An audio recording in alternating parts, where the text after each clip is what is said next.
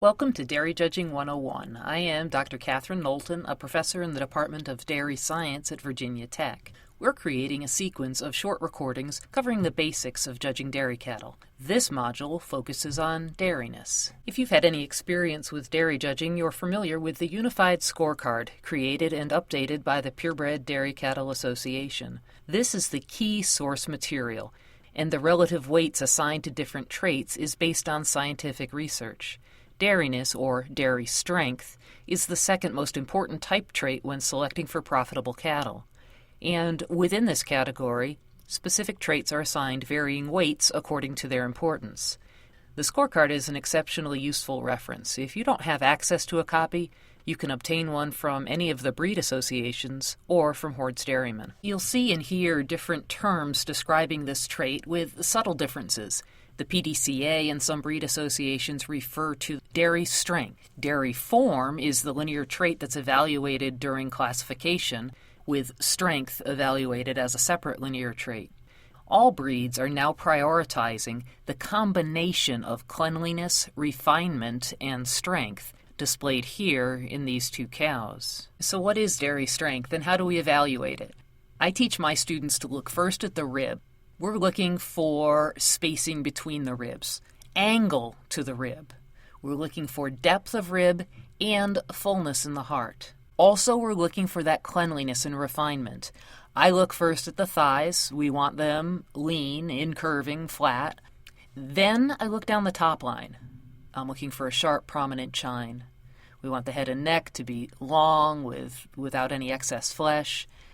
Also, the bone is important, and I'm looking for a flat, refined look. The system we teach at Virginia Tech is based on the PDCA scorecard, but altered a bit to facilitate sorting of cows or grouping. We've got to first get the good cows sorted from the bad cows, and we do that by focusing on big picture priorities.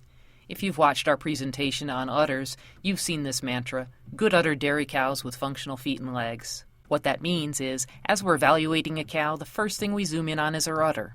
And then dairyness. Within dairyness, I ask myself these questions in this order. Does she have a big rib? Does she have a wide chest? Is she clean?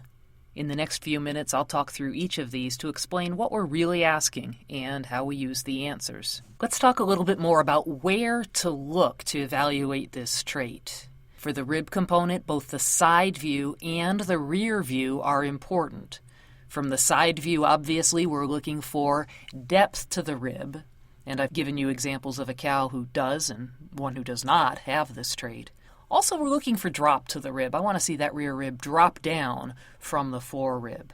Spring of rib is pretty easily evaluated from behind the cow. Go behind her and look. Does it spring out, or is she more slab-sided like this Guernsey? Fullness to the heart can be a little tricky. It's evaluated right behind the elbow. I don't know how else to say it. We want it to look full. One cow here has it and one cow doesn't. I want to caution you, don't confuse a cow with a loose shoulder for a cow who's lacking fullness of heart. Those are two entirely separate traits. It's very possible for a cow to have a loose shoulder and a lot of strength in her front end. It's also very possible for a cow to have a loose shoulder and be weak in the front end. They're two different traits. Next, let's talk about where to evaluate strength, and you'll hear different things from different people. What I teach my students is to look at the front end of the cow, and I teach my students to look from shoulder to shoulder. You'll also hear to look at the width of the chest between the front legs. I don't teach that because it can be misleading. First of all, cows aren't always standing square the way you'd want them to. They can cross their legs. If that's the moment that you look at her chest, you might think she's narrow-chested. Also, remember that some cows are knock-kneed, and that can make them look narrow in the front end if you don't look carefully. So I look shoulder to shoulder. Then I go behind the cow, and I confirm it by looking at the width to the rump. For cleanliness, I teach my students to make a point to get right behind every cow and look down over the top line. You're looking for that sharp, prominent chine. Also, I look at the tips of the short ribs to see if there's definition there, and then come back over the rump looking for flesh in the pins. Also, the long, lean neck. We really don't want to see the throatiness that this one cow has. Do look at the cow's thighs also. That's a place that a lot of us tend to put weight on first, and the same is true for cows. So that's where I'm looking to evaluate dairyness, dairy strength. And when I'm looking, what I'm doing is I'm deciding yes, no, or I can live with it, but I sure hope I find better. A yes is a cow who's got that big open rib, wide chest, and the kind of cleanliness we're looking for. A no is a cow who's just fat or shallow ribbed, tight chested, slab sided. And then you have the cows that aren't fat, they're clean enough, they're not frail, they're not tight, they've got enough rib, but I sure hope I find better. One other thing to say about dairyness is there are different kinds of cows that exhibit dairyness. I think of dairyness, dairy strength as being on a spectrum, okay? And on one end you have cows who are clean enough and tremendous on the strength aspect of dairy strength. Then you've got cows that have both. On the other end of the spectrum, you'll have cows that are strong enough and they excel in that refinement and cleanliness. I can say yes to dairyness on all three of these cows, but when I go and I give my reasons, I'm going to try to tell the story of the class by really emphasizing refinement on the cows that are at that end of the spectrum or the strength aspect of dairy strength if they're on the other end of the spectrum. Cows can look very different for this trait and still be a yes. So let me show you some pictures of cows that I would rate a yes on dairyness, a no on dairyness, or cows that fall into that category of I can live with it, but I sure hope I find better. First, here's this pretty black cow owned by one of our students. She's an easy yes, right? Beautiful, clean. You can see the thin thigh, the long neck, the clean throat, and a tremendous rib on this cow. I just really admire the dairyness, the dairy strength of this cow. Here are a couple of cows that are obvious no's for me on dairyness. Look down over the top and you just see a lot of fat, a lot of cover on this cow. You can see the thick thigh. The Guernsey that we're looking at a side view of, for me, she flunks both ways. She's quite smooth. You see that thick neck that she has? Also, she's pretty shallow and quite slab-sided. Here are a couple of cows that are going to fall into my category of I could live with it if I had to, but I sure hope I can find better.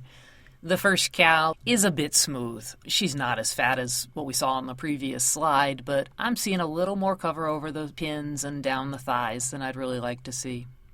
The other cow that we're looking at is she's not fat and she's not tight, but she's really kind of marginal on both. What I do with this cow is going to depend on the quality of the class. Again, she's not a no.